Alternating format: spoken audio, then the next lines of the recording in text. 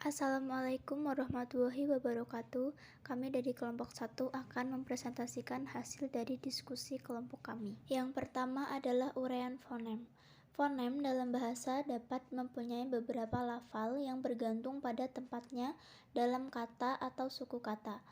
Misalnya fonem P dalam bahasa Indonesia dapat mempunyai dua macam lafal. Bila berada pada awal kata atau suku kata, maka fonem itu akan dilafalkan secara lepas.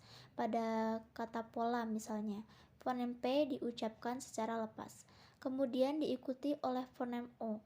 Bila berada pada akhir kata, fonem P tidak diucapkan secara lepas karena bibir kita masih tetap tertutup rapat waktu mengucapkan bunyi ini. Misalnya suap, atap, katup. Dengan demikian, fonem P dalam bahasa Indonesia mempunyai dua variasi.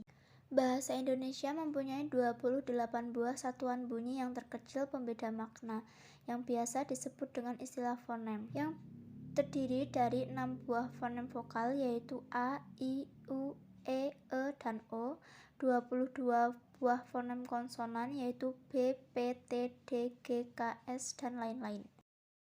Berikut ini adalah cara-cara menguraikan fonem-fonem bahasa yang paling mudah menurut kami. Yang pertama, catatlah bunyi-bunyi yang secara fonetis sama atau mirip. Kedua, catatlah bunyi-bunyi yang selebihnya. Ketiga, dengan kasar kontras karena lingkungan yang sama atau yang mirip itu sebagai fonem-fonem yang berlainan. Keempat, dengan dasar lingkungan yang komplementer, anggaplah bunyi-bunyi yang fonetis mirip itu sebagai fonem yang sama. Kelima, anggaplah semua bunyi-bunyi yang terdapat pada hal kedua sebagai fonem-fonem tersendiri. Keenam, untuk bunyi-bunyi prosodi diberlakukan cara yang sama untuk menguraikannya. Suku kata. Menurut Wikipedia, suku kata atau silabel adalah unit pembentuk kata yang tersusun dari satu fonem atau urutan fonem. Silabel sering dianggap sebagai unit pembangun fonologis kata karena dapat mempengaruhi ritme suatu kata. Suku kata pun merupakan satuan ritmis terkecil dalam arus ujaran. Puncak ritme atau irama itu sama dengan kenyaringan atau sonoritas, yaitu pantulan suara yang dihasilkan atau dimungkinkan oleh adanya ruang resonansi. Secara sederhana, dapat disebutkan bahwa suku kata merupakan bagian kata yang diucapkan dalam satu hembusan nafas dan umumnya terdiri dari beberapa fonem. Pengertian menurut beberapa aspek.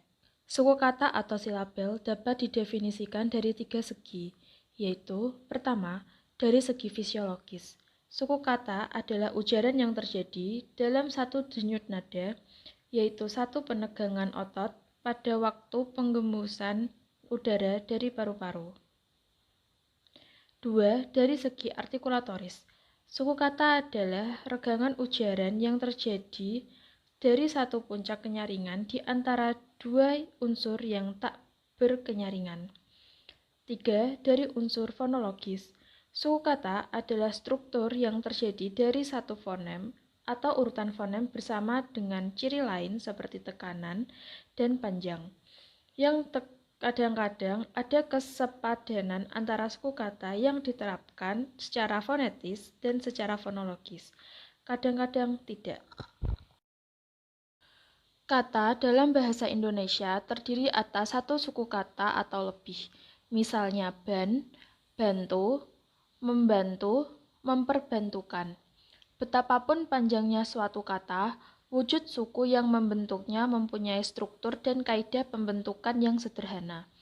Suku kata dalam bahasa Indonesia dapat terdiri atas satu vokal dan satu konsonan dan satu vokal, satu konsonan, satu vokal, dan satu vokal, dua konsonan dan satu vokal, dua konsonan, satu vokal, dan satu konsonan, satu konsonan, satu vokal, dan dua konsonan, tiga konsonan dan satu vokal, tiga konsonan, satu vokal, dan satu konsonan.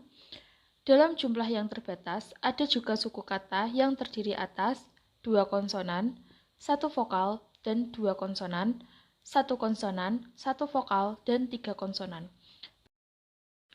Berikut adalah contoh dari 11 macam suku kata tersebut. V merujuk pada vokal, dan K merujuk pada konsonan.